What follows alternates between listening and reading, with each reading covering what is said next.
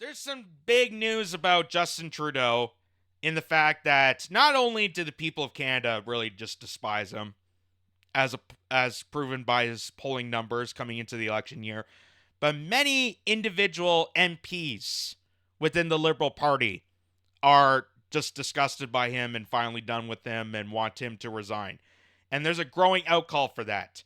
Such a growing outcall that even the New York Times wrote this article suggesting who might be able to take his place. And like typical New York Times fashion, because New York Times really doesn't cover a lot of Canadian politics or Canadian leadership, anything like that, unless it's something on the lines of, Justin Trudeau doing well for the LGBTQ or, trying to provoke Canada to spend more on NATO, which they've done numerously on New York Times. But they wrote this article suggesting that tapped by Trudeau to steer foreign affairs, she's now his possible successor. And they're talking about Melanie Joly, or some will say Melanie. Potato, potato. Warmonger, warmonge. I like to say Melanie because it sounds more French. And she is a francophone Canadian. So anyway, it says Melanie Joly, Canada's top diplomat, has already faced off against India and China, with Donald Trump up next. She's also considered a top contender to replace Justin Trudeau. So the New York Times wrote this little piece, and literally it's a little piece. The offer was enticing as it was unexpected for a relative political newcomer. 3 years ago, Prime Minister Justin Trudeau asked Melanie Joly to become Foreign Affairs Minister, among the most prestigious and high-profile portfolios in Canada's cabinet. But Joly, who was at the time held a significant, less influential ministry role, turned him down flat. Her refusal wasn't because of the fact that she lacked foreign policy experience, meaning that she hasn't done enough wars. That's how New York Times would say it. She said no because she feared that the travel involved in the high globe-trotting job would force her to abandon her years-long quest to conceive a child through in vitro fertilization. Such a motherly instinct. That's such maternal instinct for her. I'm proud that a woman can do genocide. I'm proud to know that this, adoring figure who wants to, give life to this world can also take the job objective of slaughtering more people's lives. Great on us. So here's CTV News pointing this, saying Foreign Affairs Minister Melanie Joly, focused on re-election, doesn't explicitly rule out future Liberal leadership bid. So they say Foreign Affairs Minister Melanie Joly insisted she supports Prime Minister Justin Trudeau and is focused on her own re-election, but wouldn't explicitly rule out a future Liberal leadership bid in an interview on CTV's Question Period airing Sunday. The questions came amid a profile of the ministers published in the New York Times on Wednesday, labeling Joly as Trudeau's possible successor. What I could tell you is that right now, the Prime Minister is the Prime Minister. What kind of answer is that? Well, right now, the Prime Minister is the Prime Minister. Like, that's a Kamala answer. Did you steal her speech? Did you steal her remarks? Right now, the time is now for the time is now. Joly told Vashi Capellos he's going to be the candidate for the next election, and I'm 100% supporting him. Trudeau has repeatedly insisted he plans to stay on as Liberal leader through the next election, whenever that may come. But questions around his leadership and whenever he'll hand over his party's reins, either before or after an election, have presided, especially amid consistently lagging polling numbers. Joly also fielded the question about her leadership aspirations on Wednesday, telling reporters at a press conference she is 100% supportive of the Prime Minister, as she was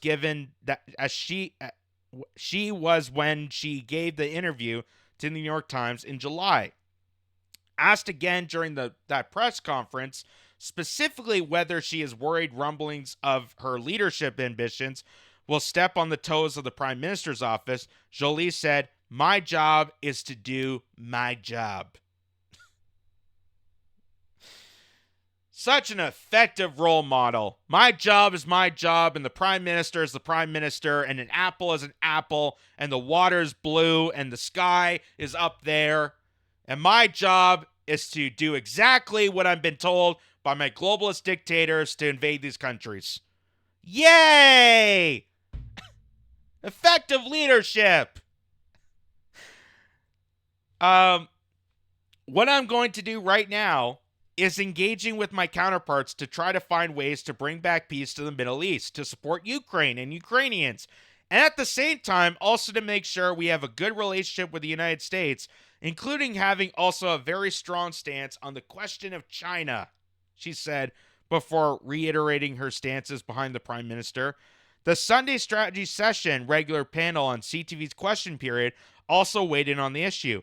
Joly told reporters she had no control over the date of the profile's release, having given the interview months prior.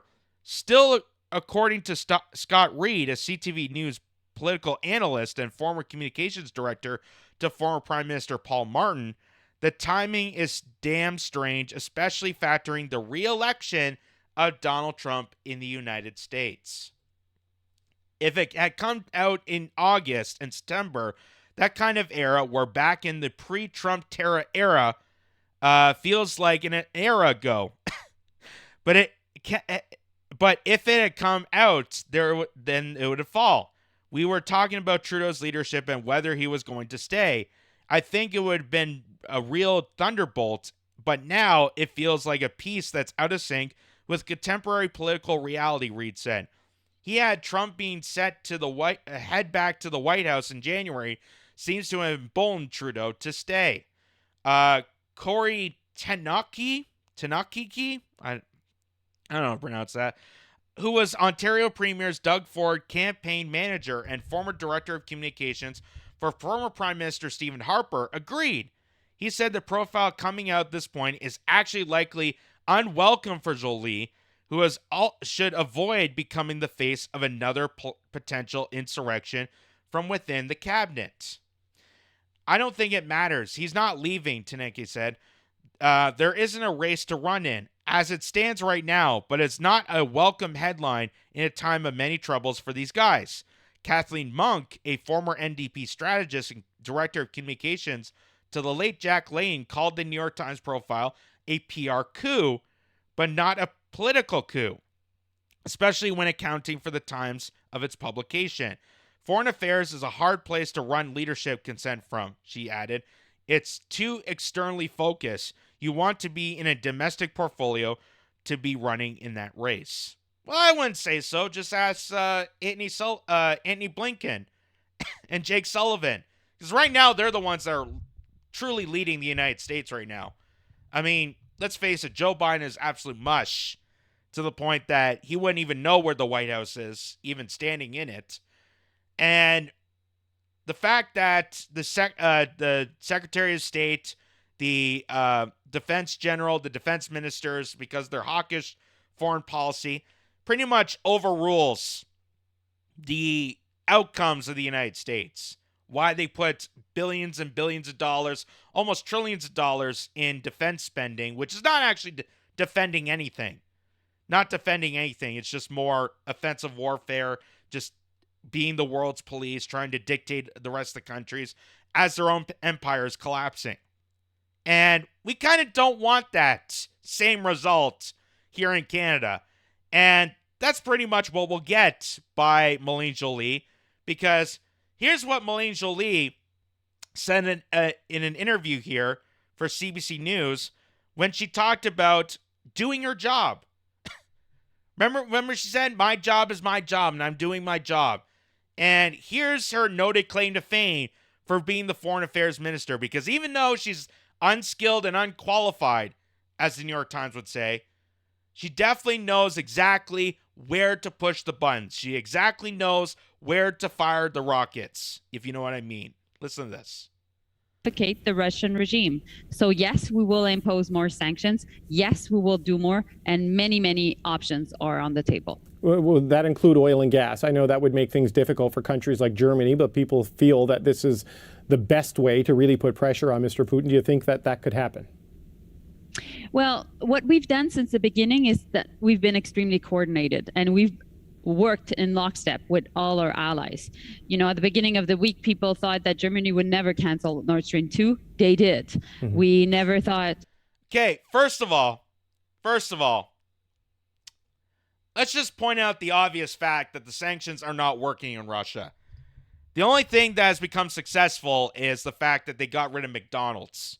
That's the only thing, possible to say of these sanctions, because right now the Russian ruble, their dominant currency, is now dominating planet Earth. And that's why so many nations created the BRICS alignment, this kind of collective economic pressure to the Western imperialism, to the Western hegemony, to the US dollar, is becoming so effective. And the fact that Donald Trump is now trying to put pressure on the BRICS countries by saying, hey, if you're not going to side with the US dollar, you're not going to work with us, we are going to put tariffs on your goods. And that it's not working in benefit of any other country. And it's definitely not diminishing Russia, which they hoped it was going to. They hoped putting sanctions on Russia was going to cripple it, and we're going to storm in and break it apart and then sell it off to Vanguard and State Street and BlackRock, like they're doing now with Ukraine. They were hoping that with Russia, it didn't work out. So that's obviously a failure. And also the fact that Germany did not cancel the Nord Stream pipeline. You blew it up. You blew up the damn pipeline. They didn't cancel. They didn't opt out. The United States said, hey, we are going to go in. If Vladimir Putin steps an inch closer into Ukraine, we're going to blow up this pipeline. And they did it. They did it. They admitted to it, and they did it. And then they tried to lie to people by saying that Russia somehow blew up their own pipeline.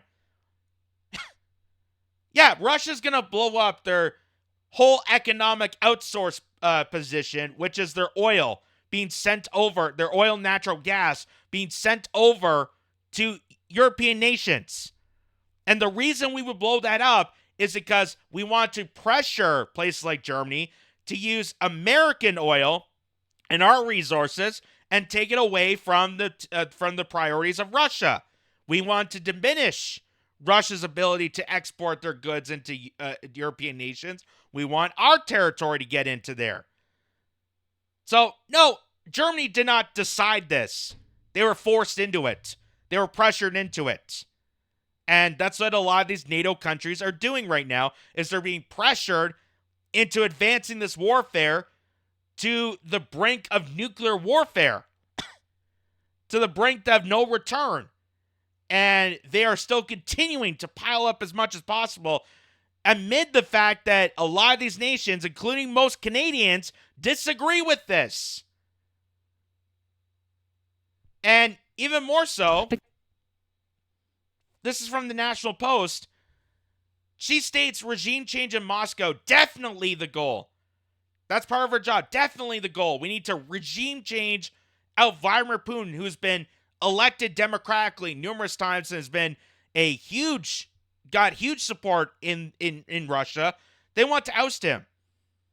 Regime change in Moscow, definitely the goal, Joly says, as Canada bans Russian steel aluminum imports. But wait, the byline, Canada's politicians don't want to recognize that the current Russian policy is supported by the ultimate majority of the nation, Russian ambassador countered.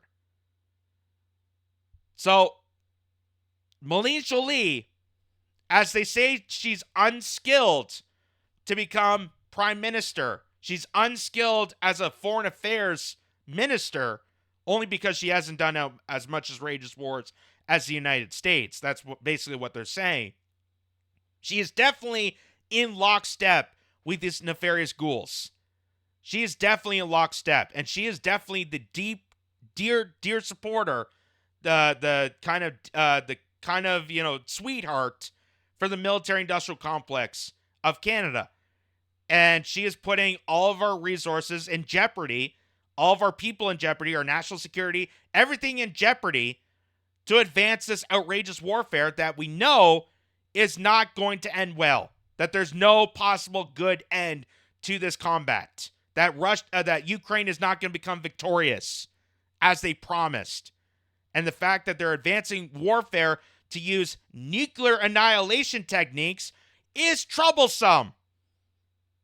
And considering the fact that this is supposed to be the person in charge of foreign affairs and the national security is also on board with this, is very concerning for this nation.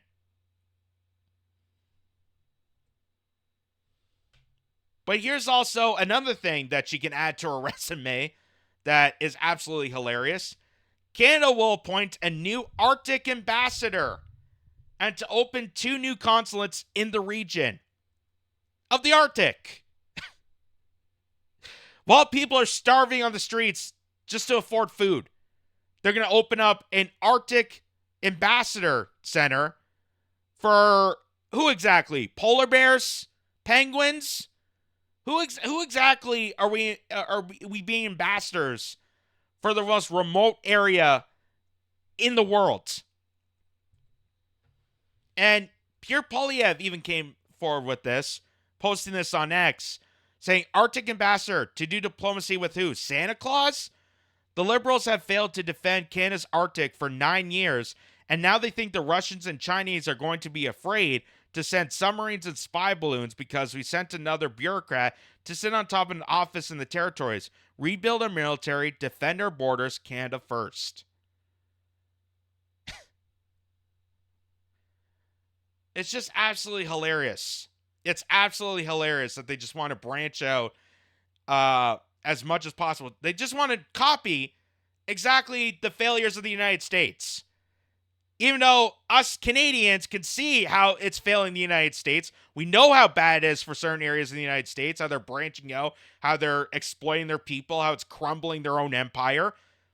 And we don't want to repeat that. We should be learning from that and saying no to that and making sure our country is actually beneficial for Canadians so we can build up and invest into our people, make a strong economy, make a strong populace of Canadians, so that we can be a dominant force for the world.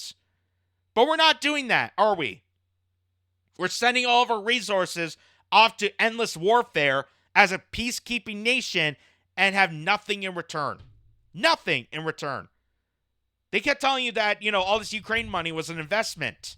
Well, when do we get our money back? When did all of our tax dollars get returned so people can be able to afford food? Because it's not coming back. They wasted your money intentionally for endless warfare, just like they've been doing for the last how many decades. So, Melanie Joly, I feel like the only reason she even got profiled for the New York Times is because of exactly this. Because if she actually was a defender of peacekeeping notions within this country, which I proudly support, that's one of the great things about being Canadian. If she was actually one of those people, New York Times would not interview her. They wouldn't care about her. They wouldn't say boo about anybody in politics if we weren't a bunch of warmongering freaks. But that's what Justin Trudeau, that's what Chrystia Freeland, that's what Melanie Joly, that's what Bill Blair, that's what all these people, all these goons in Parliament have become. They become an example pretty much similar to the United States. And it's not working well for you guys, so why the hell are we repeating it in our nation? Just an absolute disgrace.